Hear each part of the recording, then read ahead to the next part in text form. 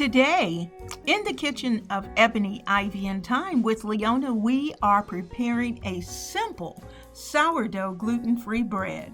Let's get to it. I'm sure you have a gluten-free sourdough starter. Otherwise, you wouldn't be here. And if not, I will include those instructions also down in the description box. We're starting today with a measuring bowl. And in that measuring bowl, we're going to add 330 grams of warm water. We're going to also add 20 grams of olive oil. Then we're going to add 20 grams of maple syrup. Now you can use maple syrup or you can use honey, but maple syrup gives it a very nice color and a really nice flavor.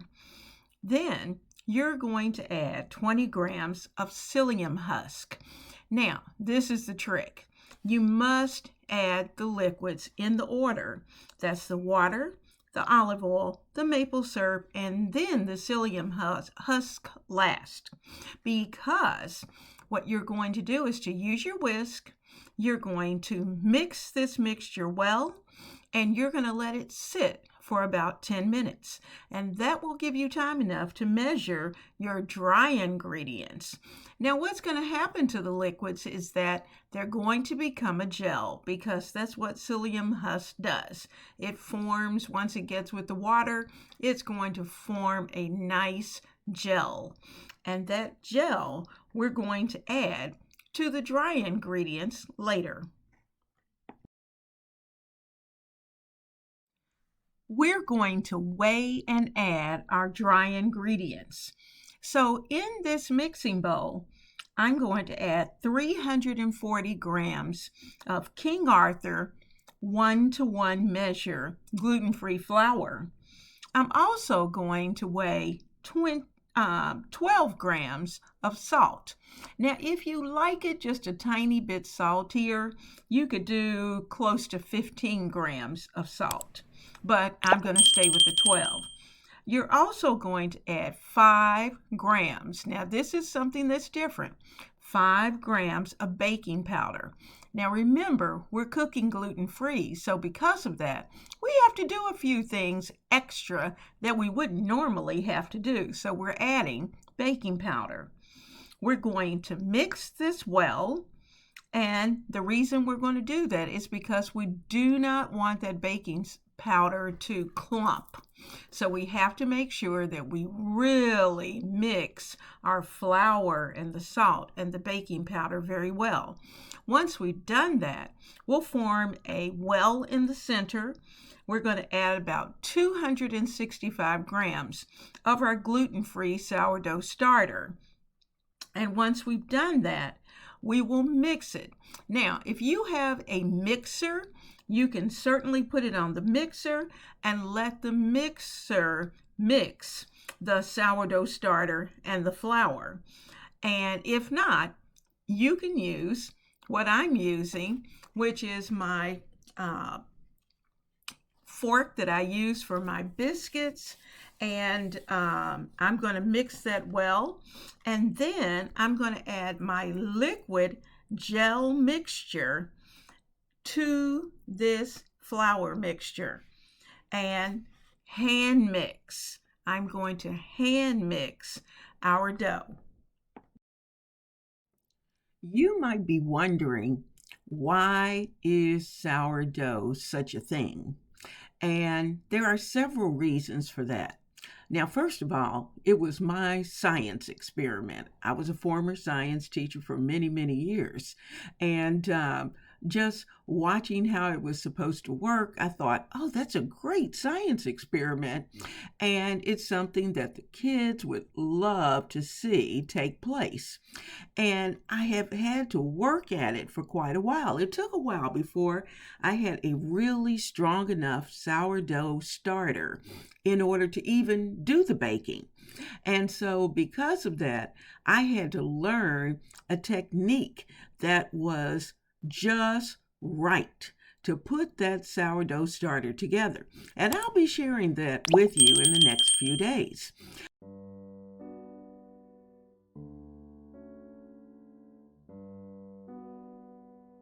But there are some other things that we have to think about when we're thinking about sourdough.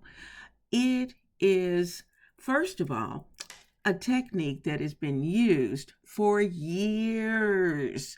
Our grandmothers and great grandmothers were using sourdough starters before we were even around. And that's because it's natural yeast that is found in the air. And it is nutritional. And it's funny, those things that have been around for many, many, many years that our great grandmothers and grandmothers used, once they come back, all of a sudden they become a thing. But the thing of it is that they have been around.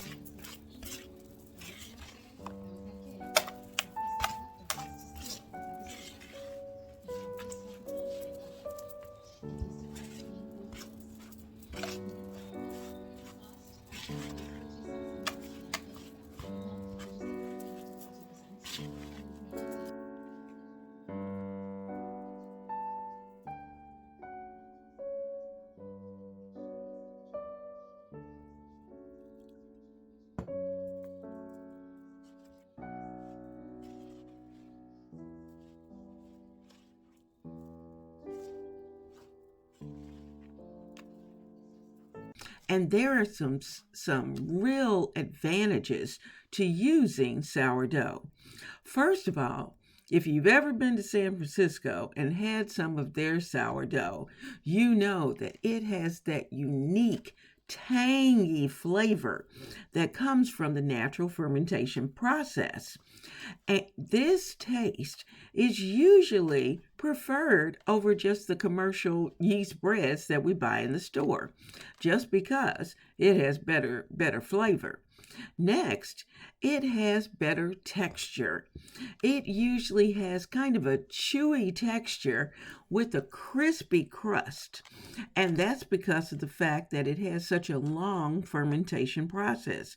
It ferments, of course, to make the starter itself, and then the bread itself has to go through a long fermentation process in order for it to rise.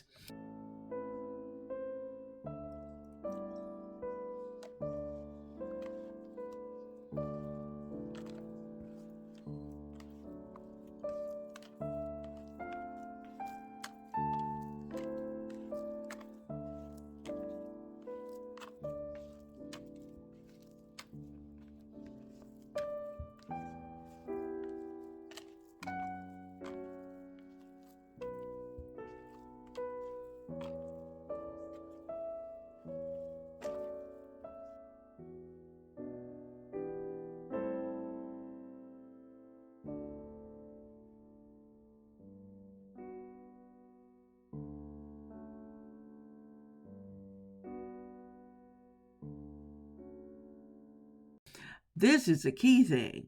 The acidity that is found in sourdough helps to preserve the bread. And so, because of that, it makes it less prone to mold and to staling. Sometimes our breads that we buy from the store, if we sit it out on the counter, even in its container, it's going to be stale in a few days and going to be hard as a brick, and it won't taste as good.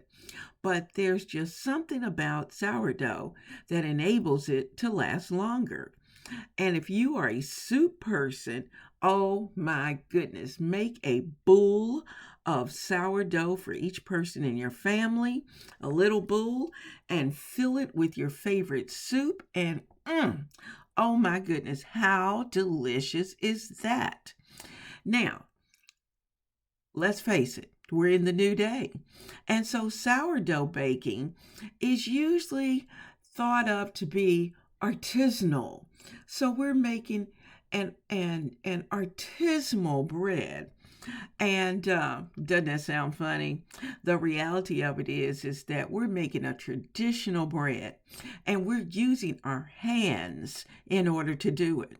And it's something that we can continue to keep and keep because it can stay in your refrigerator, or if you have a large family, it can actually stay out on your counter. But either way, it has some true benefits for all of us.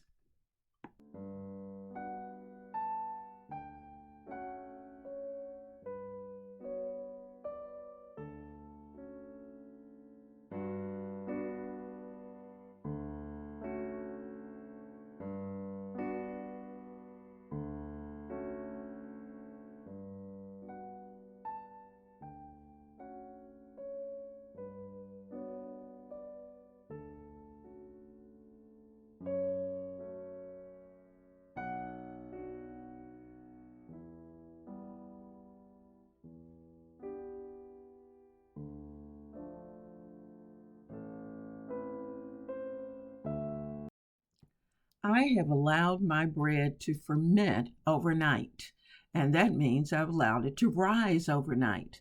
So it should be ready for us to shape and do a little something fancy on top and get it ready for the oven.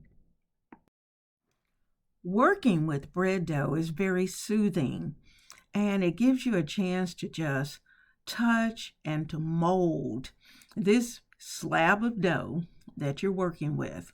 And you know what I'm noticing with the sourdough bread is that it doesn't quite have the elasticity as it would if you were using a regular yeast. But all in all, it works out quite well. And you can fold it, you can mold it, and it just puts all of this bread right there in your control. Now, once I have this actually shaped, then we're going to start to think about how we're going to let it rise. So we're going to talk about the rising time. We want to let this rise. If you're doing this very early in the morning, then you can just let it rise throughout the day for about 7 to 8 hours. But if not, you can certainly take this, put it into your refrigerator, and let it rise on a slow, cold rise in your refrigerator for the rest of the day as well as overnight. And then the next day, take it out and you're ready to bake. Well, I learned a lesson. Don't cut too deep when you're designing your bread.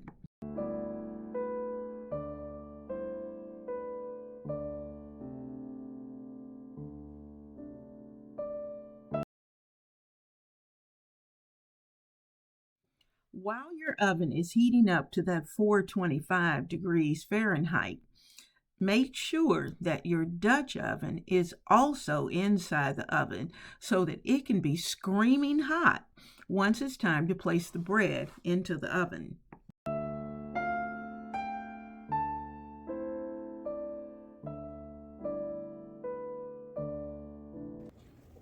I'm going to cover the dough with the bowl that it was in, and I'm going to sit it on the stove, on top of the stove, and of course the stove's not on, and let it warm up, get really good and warm, and you're going to see that it's going to start to pop open just a little bit. You'll really start to see that cut that I put in.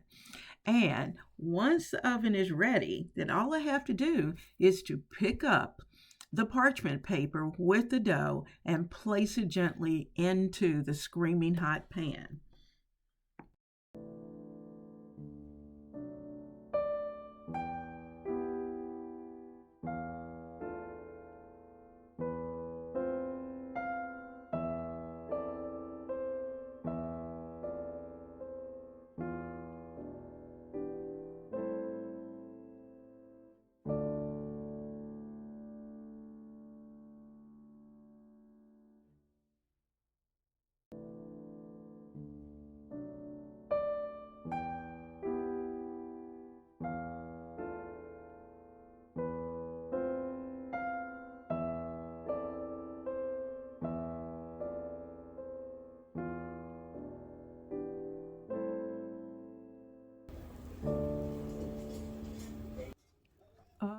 Ho, ho, ho, ho, ho. This is the moment we've been waiting for. Let's take the bread out of the oven because it's ready to go. We had 40 minutes top on, 40 minutes top off, and it's going to be just right.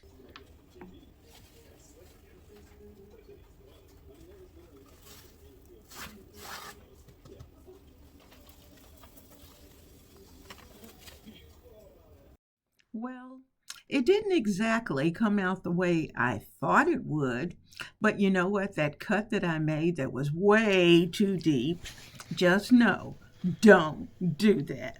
And I won't do it again. But the bread itself is absolutely delicious. It has a nice crusty top and bottom, and we're going to slice it.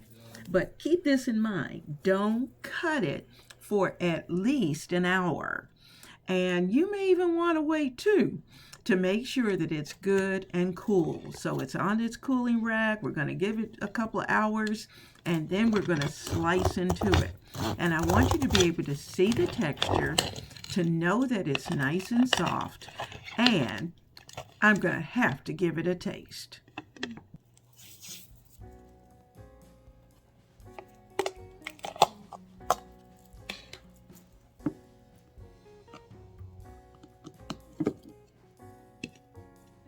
Family and friends, oh my goodness, the bread is delicious.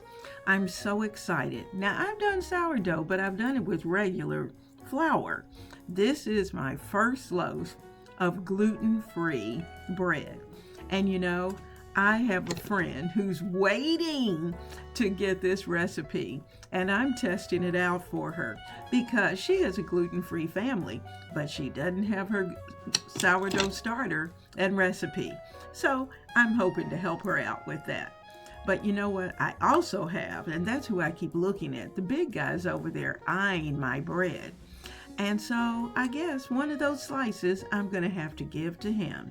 So have an absolutely fantastic day and try your gluten-free sourdough.